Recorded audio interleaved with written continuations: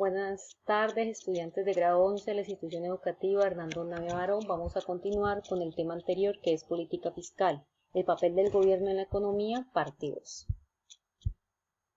El gobierno como ejecutor de la política económica. Recordemos que la política económica es el conjunto de medidas con las cuales el gobierno busca tener impacto. Primero, en la asignación de recursos. Hay unos recursos a nivel nacional. Estos deben ser repartidos y distribuidos en todas las regiones de Colombia de acuerdo a sus poblaciones y de acuerdo a sus necesidades. Por lo tanto, esta asignación debe ser democrática. De eso se encarga entonces la política económica, de que también se encarga de estabilizar la economía, es decir, que el peso mantenga su valor y que la balanza de pagos sea positiva. Eso es conforme a la política monetaria. Pero también la política económica incluye la distribución del ingreso o de la riqueza. Y esto hace referencia a que usted como productor ha hecho unas inversiones y por lo tanto debe obtener unas ganancias. Pero como trabajador también debe obtener un salario. Y si usted es dueño de la tierra, entonces usted debe obtener una renta. La distribución de este ingreso debe ser equitativo de acuerdo a las condiciones laborales y de las condiciones de los inversionistas. Hablemos acerca entonces de la teoría fiscal. Recordemos que cuando nos dicen el concepto de fiscal estamos pensando en los ingresos y gastos del gobierno, buscando el bienestar colectivo, el bienestar social. Por lo tanto, la teoría fiscal empezó a surgir para resolver el siguiente problema. ¿Qué servicios públicos deben ser provistos por el sector público y en qué magnitud?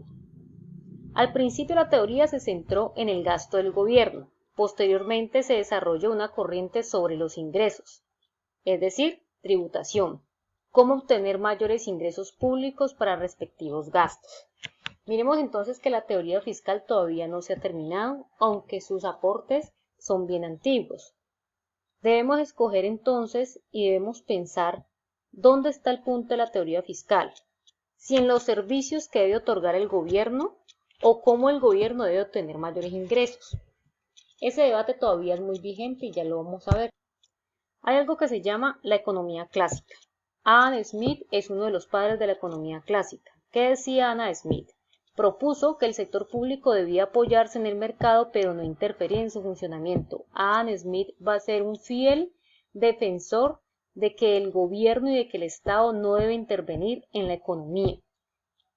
Que el mercado es la mano invisible de la sociedad y que se puede regular sola mediante la oferta y la demanda.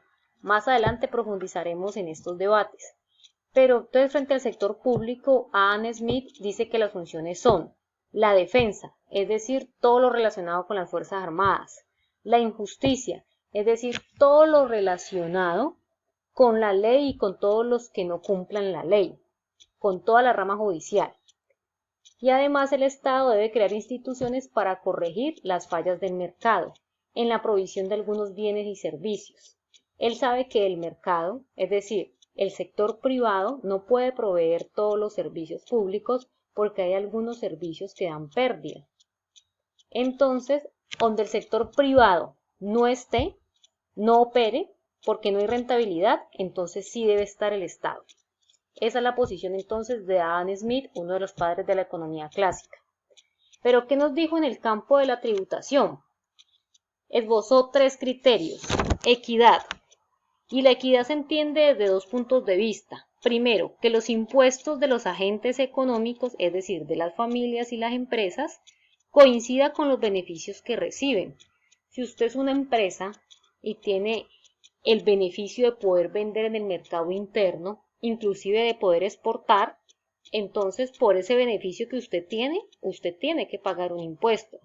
De la misma manera en que las familias pueden consumir no solamente productos nacionales, sino que también pueden consumir productos extranjeros.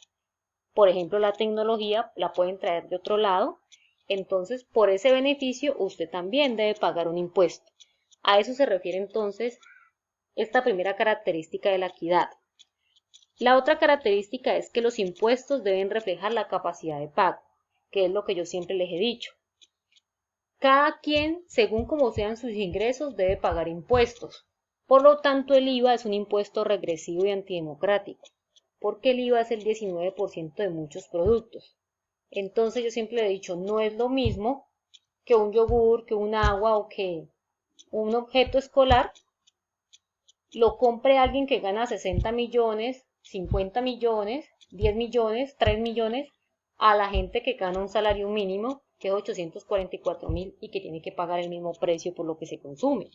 Ese impuesto ahí no refleja la capacidad de pago y es antidemocrático. Ahora, el segundo aspecto que esboza Smith es la conveniencia de pago y se refiere a un indicador de capacidad de pago. Es decir, se necesita un estudio que represente los activos de las personas. Se necesita saber cuántos son los ingresos de las personas, cuántas propiedades tiene, de qué valor es, si tiene transporte, qué clase de carro es, qué clase de moto es, cuánto gasta en el año, cuánto gana en el año. Por lo tanto, eso es un impuesto que lo pagan en la actualidad los que ganan más de 40 millones al año. Y eso se llama declaración de renta. A eso se refiere Smith, que es necesario que la tributación mire la conveniencia de pago.